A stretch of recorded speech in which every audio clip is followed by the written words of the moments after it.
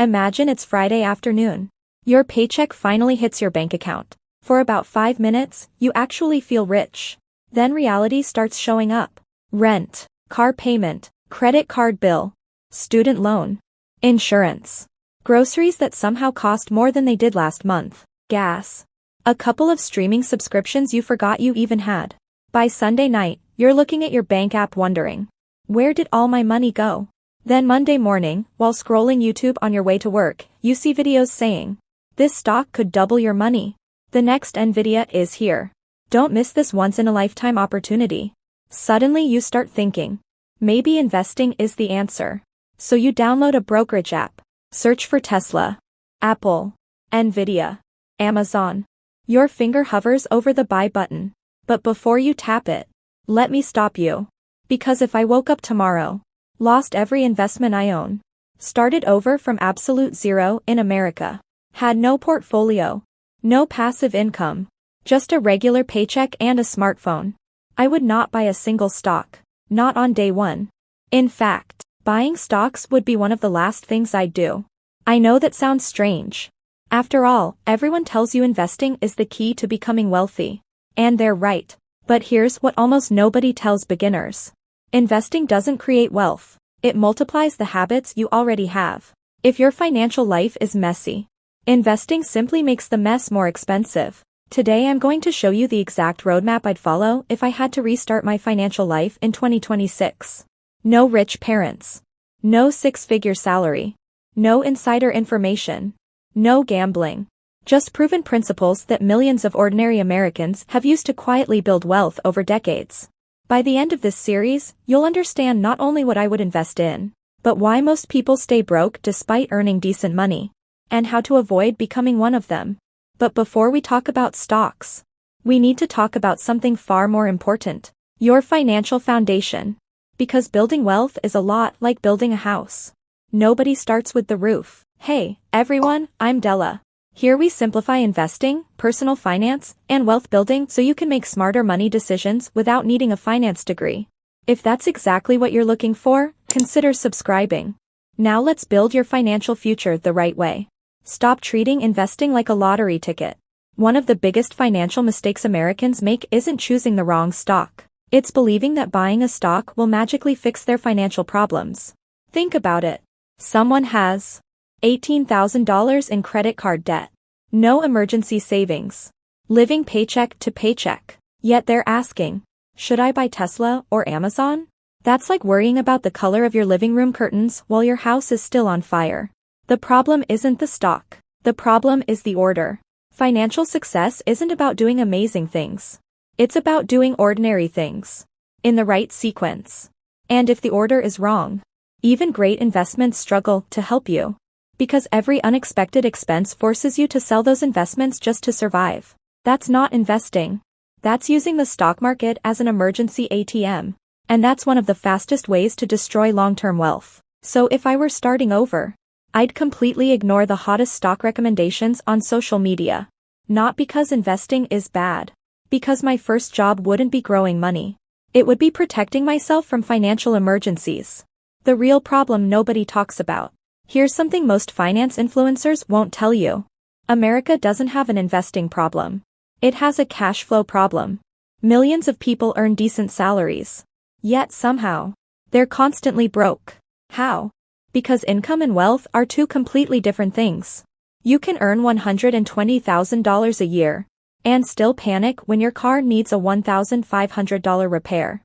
You can earn 6 figures and still lose sleep over credit card bills.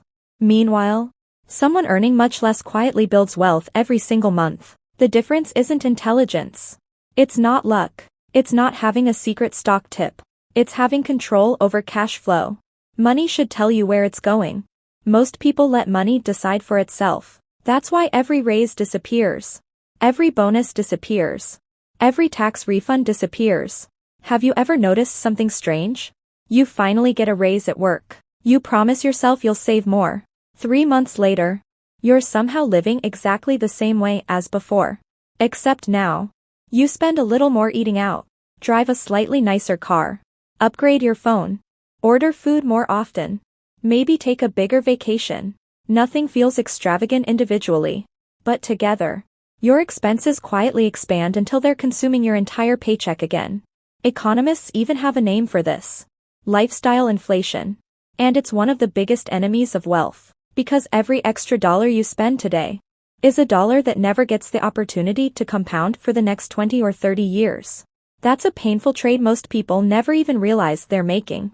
What I would do first, if I restarted from zero tomorrow, the first thing I'd do isn't open Robinhood. It isn't search for ETFs. It isn't buy Bitcoin.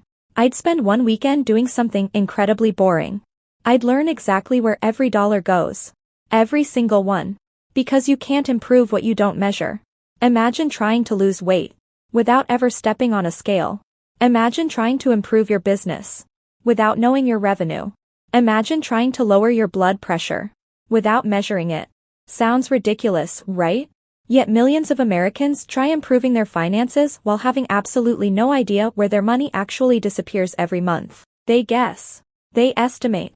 They assume. And assumptions are expensive. For 1 month, I'd track everything. Morning coffee, lunch, parking, Amazon purchases, food delivery, convenience store snacks, streaming subscriptions, ATM withdrawals. Everything. Not to feel guilty. Not to shame myself, but to collect data. Because data removes emotion. You stop saying, I don't think I spend that much on takeout. Instead you discover, wow, I spent $463 on food delivery last month. That's not an opinion. That's reality. And reality gives you something powerful. Control. The $100 question. Let me ask you something. If someone secretly withdrew $100 from your checking account every month, you'd notice pretty quickly. You'd call your bank, cancel your cards, report fraud. But what if you're the one accidentally doing it? A forgotten subscription, impulse purchases, late fees, unused memberships, premium apps, delivery charges, convenience purchases. These tiny financial leaks don't feel dangerous. Individually, they're almost invisible. Together, they quietly steal thousands of dollars every year. Not because you're irresponsible. Because modern spending has become frictionless. You don't physically hand over cash anymore. You tap, swipe, click, autopay, repeat. Money leaves silently. Which means spending becomes emotionally painless. And that's exactly why companies love subscription business models. They don't need one huge payment. They just need dozens of tiny ones you stop noticing. If I were starting over, finding those leaks would become my first investment. Because every dollar I stop wasting today becomes a dollar that can build wealth tomorrow. The goal isn't to spend less. Here's where many budgeting systems fail. They make people feel punished. No coffee. No restaurants. No vacations. No fun. That's why people quit after 2 weeks. Because nobody wants to live like they're constantly grounded. Instead, I'd ask one simple question. Does this purchase make my future better, or just my present more comfortable? Sometimes the answer is both. Great. Buy it. Sometimes the answer is neither. Easy decision. Sometimes, it's just an emotional purchase made because you're bored, stressed, lonely, or tired. Those purchases deserve a second thought. Not because you're cheap, because every dollar represents hours of your life. If something costs $150, you didn't just spend $150. You spent the hours required to earn it. Before taxes. That's a completely different way of thinking. And once that mindset changes, your spending naturally becomes more intentional. Not restrictive. Intentional. So if I were rebuilding my financial life from scratch in 2026, I wouldn't buy a single stock yet. I'd first make sure my money finally had a job. Because before your investments can grow, your financial habits have to grow first. Once that foundation is in place, we'll move to the next step. The step that separates people who panic during every financial emergency from people who stay calm no matter what happens. And surprisingly, it has nothing to do with the stock market. It starts with one account that almost every financially successful American builds before seriously investing. The $1,200 phone call. Picture this. It's Tuesday morning. You're getting ready for work. You walk outside, turn your car on, and suddenly, check engine light. A strange noise. Smoke. You tow it to the mechanic. A few hours later. Your phone rings. We found the problem. It'll cost about $1,200. Your heart sinks. Not because the repair is expensive. Because you don't have $1,200. So what happens? You swipe a credit card. Maybe another one. Maybe you borrow from family. Maybe you take out a personal loan. Or even worse. You sell the investments you started just a few months ago. Not because the market crashed. Because your transmission did. And that's exactly why I wouldn't invest my first dollar into stocks. Not yet. Meet your future self. I want you to imagine two different versions of yourself. Version 1 has invested every spare dollar into the stock market. Their portfolio looks great. Until life happens. A medical bill. A broken furnace. A job layoff. Suddenly they have no choice. They sell their investments at whatever price the market happens to be offering that day. Now meet version 2. They invested a little later. But first, they built something called an emergency fund. Same market. Same economy. Same unexpected expense. But instead of selling investments, they simply transfer money from savings. Problem solved. Their investments stay untouched. Their wealth keeps compounding. The difference wasn't intelligence. It wasn't income. It was preparation. Your first real investment. Most people think investing means buying stocks. I disagree. Your first investment should be buying yourself peace of mind. That's exactly what an emergency fund does. Think of it as your financial shock absorber. Just like your car has suspension to absorb potholes. Your finances need something that absorbs life's surprises. Because surprises aren't rare. They're guaranteed. Cars break. Pets get sick. Kids need braces. Roofs leak. Water heaters fail. Companies downsize. Flights get canceled. Hospitals send bills you never expected. The question isn't if these things happen. The question is, will they become financial disasters? Or temporary inconveniences? How much would I save? This is where people usually hear conflicting advice. Some experts say 3 months. Others say 6. Some even recommend 12 months of expenses. Here's what I'd do if I started over in 2026. I wouldn't obsess over the perfect number. I'd focus on the first milestone. The first $1,000. Why? Because the first 1,000 changes your psychology. For the first time, life becomes a little less scary. That unexpected tire replacement? Covered. Emergency flight home? Covered. A surprise medical deductible? Maybe covered. You're no longer living one unexpected expense away from debt. Then, after reaching that first milestone, I'd gradually build it toward 3 to 6 months of essential living expenses. Notice I said essential. Not your dream lifestyle. Just enough to keep the lights on if life takes an unexpected turn. Where should this money live? Here's another mistake beginners make. They leave emergency savings sitting in a checking account earning almost nothing. Or even worse, they invest it into stocks. Remember, an emergency fund has one job. Be available immediately. Not grow aggressively. If the market drops 30% the same week you lose your job, the last place you want your emergency money is inside those falling investments. That's why I'd keep it somewhere safe and liquid. For many Americans today, a high-yield savings account, often called a HYSA, is a common choice because it generally pays more interest than a traditional checking or savings account while keeping your money accessible. The goal isn't maximum returns. The goal is maximum reliability. Your emergency fund isn't supposed to make you rich. It's supposed to stop you from becoming broke, the silent wealth killer. Now let's talk about something that quietly destroys more wealth than bad stock picks ever will. High-interest debt. Especially credit card debt. Here's a simple question. Would you invest money hoping to earn 10%? While paying 28% interest on your credit card? Of course not. Yet millions of Americans unknowingly do exactly that. Think about the math. If your investments earn around 10% in a great year, but your credit card charges over 20% annually, you're still moving backwards. It's like trying to fill a bathtub while someone pulled the drain plug. No matter how much water you pour in, you keep losing ground. That's why, if I carried expensive revolving credit card debt, paying it down would likely give me a better guaranteed financial outcome than chasing uncertain investment returns. That's not exciting. But building wealth rarely is. The credit card myth. Now before anyone misunderstands me, credit cards aren't evil. They're tools. A hammer can build a house. Or break a window. The tool isn't the problem. The habit is. I actually like credit cards. When they're used correctly, they can offer purchase protection, fraud protection, cashback rewards, travel points, and help build your credit history. But only if one rule is never broken. Pay the statement balance in full every month, not the minimum payment, the full balance. Because once interest starts accumulating, those rewards become meaningless. Banks aren't building billion-dollar businesses by giving away free airline miles. They're building them from interest. Don't become the customer funding everyone else's rewards. Your credit score is quietly watching. Here's something many young adults underestimate. Your credit score affects far more than just borrowing money.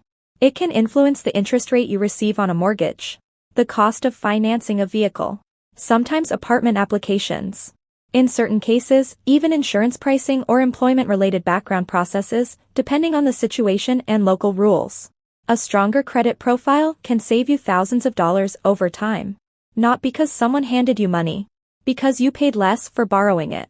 Think of a good credit score as a discount coupon for adulthood. The better your financial reputation, the less expensive life often becomes. Build a system, not willpower. One lesson I've learned over the years is this. Willpower fades. Systems don't. Nobody wakes up every morning excited to budget. Nobody loves transferring money into savings. Nobody enjoys saying no to impulse purchases.